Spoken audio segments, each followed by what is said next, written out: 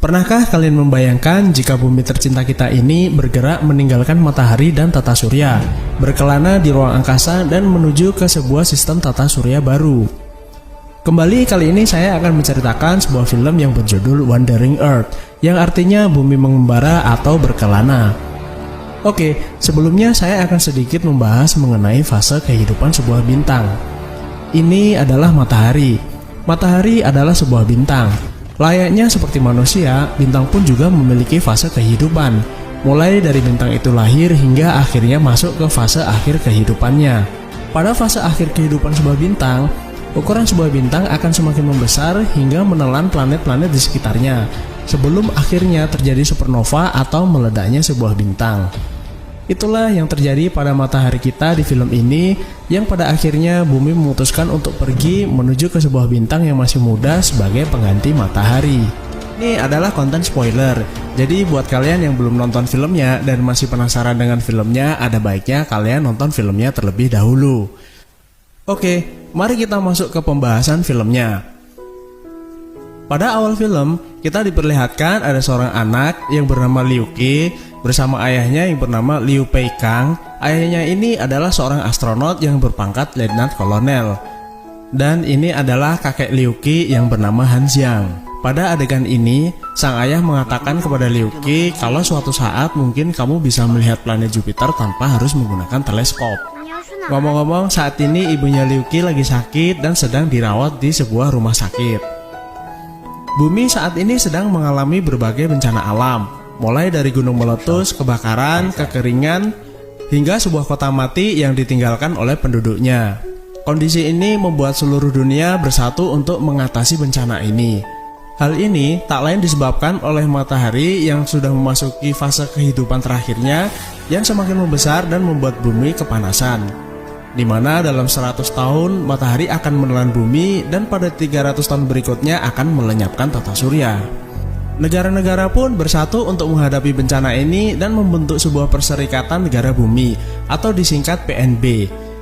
PNB memiliki rencana untuk menggerakkan bumi menuju sistem bintang terdekat atau Alpha Centauri yang berjarak 4,2 tahun cahaya, yang diperkirakan bumi akan menempuh waktu selama 2500 tahun.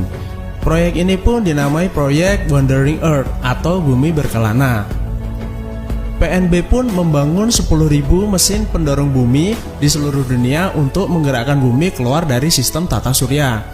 Tinggi masing-masing mesin itu adalah setinggi 11.000 km dan setiap mesinnya menghasilkan 50 juta daya dorong untuk bumi.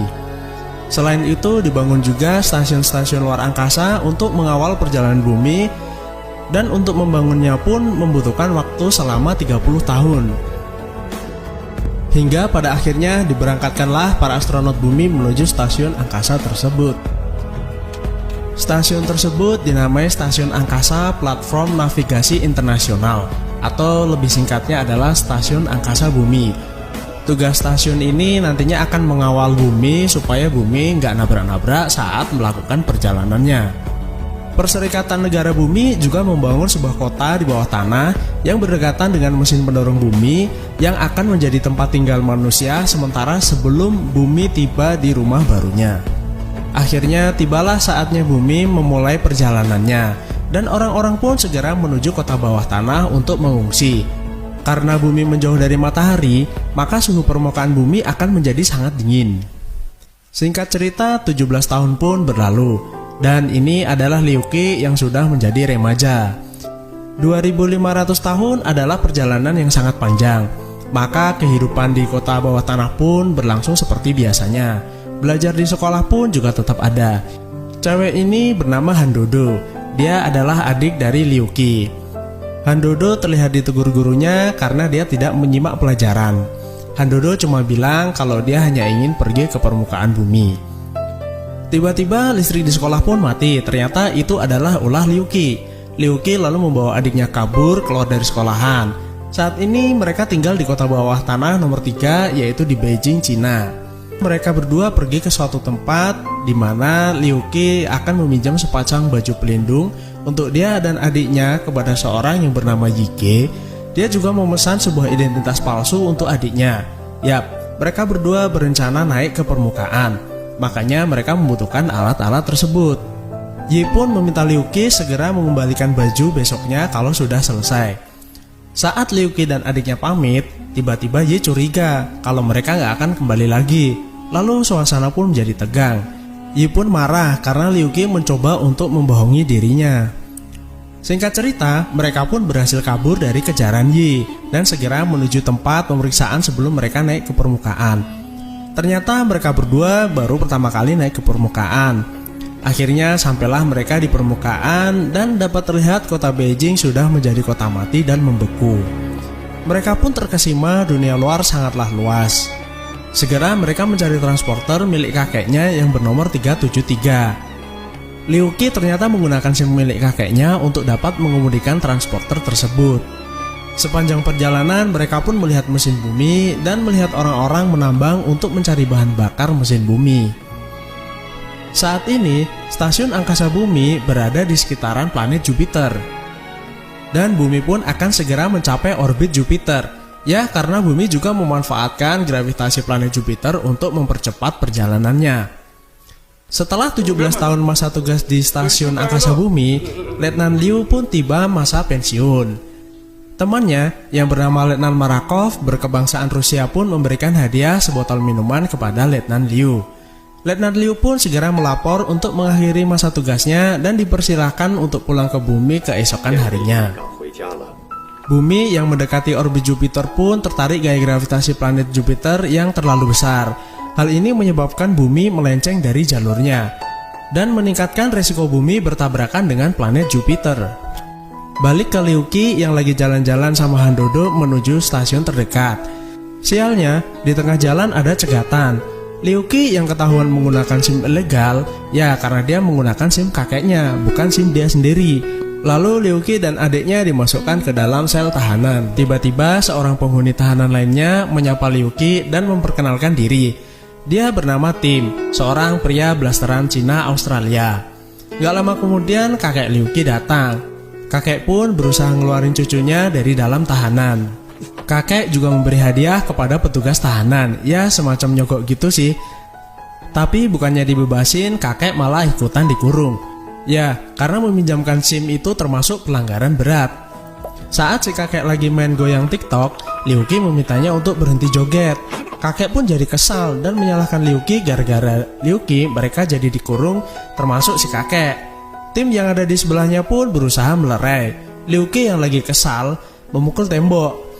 Tiba-tiba temboknya retak dan itu disebabkan oleh gempa bumi. Gempa bumi terjadi karena tidak berfungsinya mesin bumi.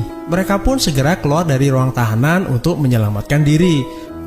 Kerusakan mesin-mesin bumi ini dikarenakan efek dorongan dari gaya gravitasi Jupiter yang terhenti dan membuat sekitar 4.700-an mesin bumi lainnya juga berhenti bekerja.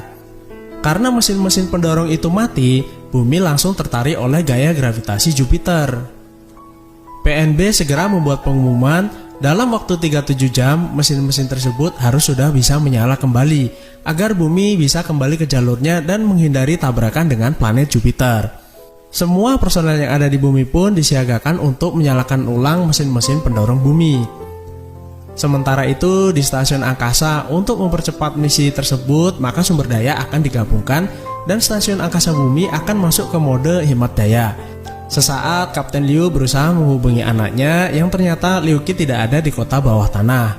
Lalu dia menghubungi transporter milik ayahnya, yaitu kakeknya Liu Qi, untuk segera menuju pusat pengungsian terdekat. Akhirnya mode hemat daya stasiun angkasa bumi pun sepenuhnya berjalan. Orang-orang pun segera masuk ke dalam kapsul-kapsul untuk menjalani hibernasi. Di tengah jalan ada sebuah transporter yang meminta kakek untuk berhenti. Orang yang meminta transporter kakek berhenti ternyata adalah seorang kapten tim penyelamat yang bernama Wang Lei. Ternyata Kapten Wang Lei bermaksud untuk meminta bantuan kepada mereka untuk menarik sebuah kargo yang hampir jatuh ke dalam jurang. Kargo itu ternyata berisi light core yang berfungsi untuk menyalakan kembali mesin bumi. Salah satu tim penyelamat pun meminta mereka untuk membantu misi tersebut. Tim penyelamat ini berencana menyalakan mesin bumi yang berada di Hangzhou.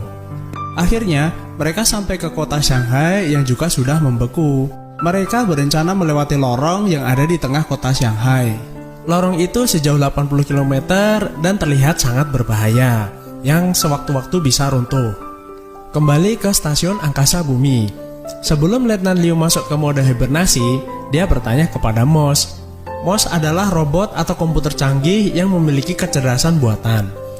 Letnan Liu menanyakan keberadaan Liu Qi dan Moss memberitahu kalau saat ini Liu Qi bergabung bersama tim penyelamat untuk menyalakan mesin bumi yang berada di Hangzhou.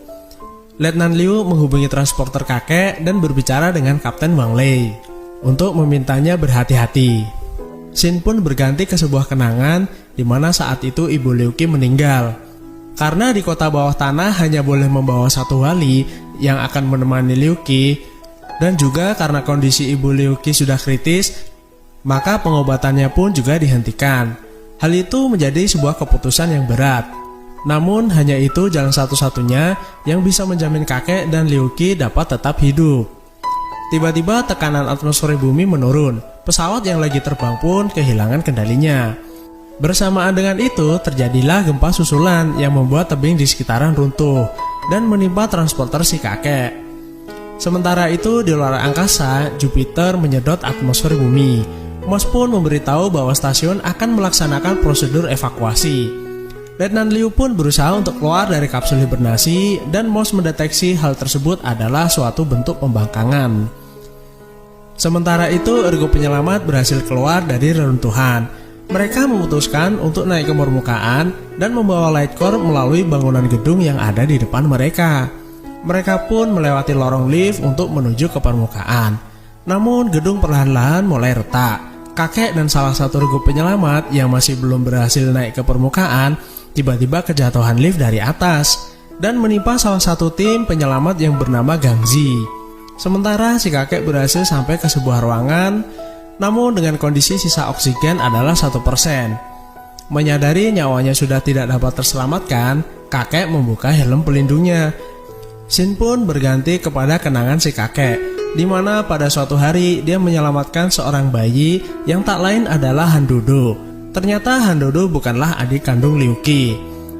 Regu penyelamat pun akhirnya tetap melanjutkan misi tanpa Liu Qi, adiknya dan tim. Karena Liu Qi merasa dia sudah tidak dapat banyak membantu. Kita kembali ke stasiun angkasa bumi, di mana Letnan Liu berhasil keluar dari kapsul hibernasi.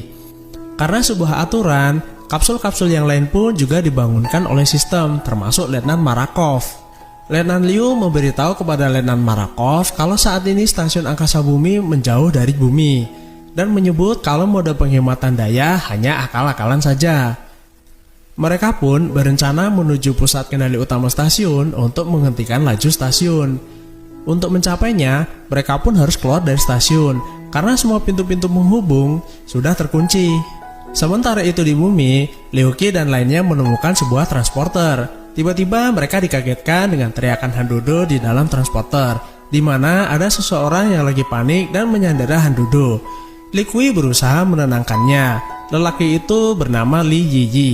Li Yiyi menjelaskan kalau dia adalah tim yang akan menyalakan mesin-mesin yang ada di sepanjang Khatulistiwa. Li Yiyi bertanya kepada Liu Qi, apa dia bisa mengendarai transporter ini?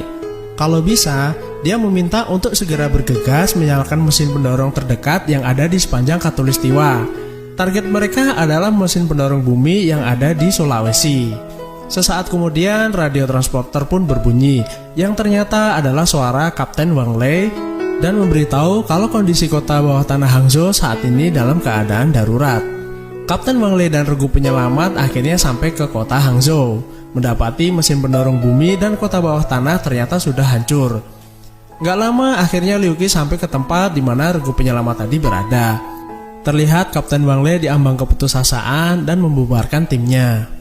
Liu Qi dari dalam transporter memberitahu Kapten Wang Lei kalau saat ini dia dan timnya akan menuju mesin bumi yang berada di Sulawesi. Mereka juga meminta Kapten Wang Lei dan timnya untuk membantu.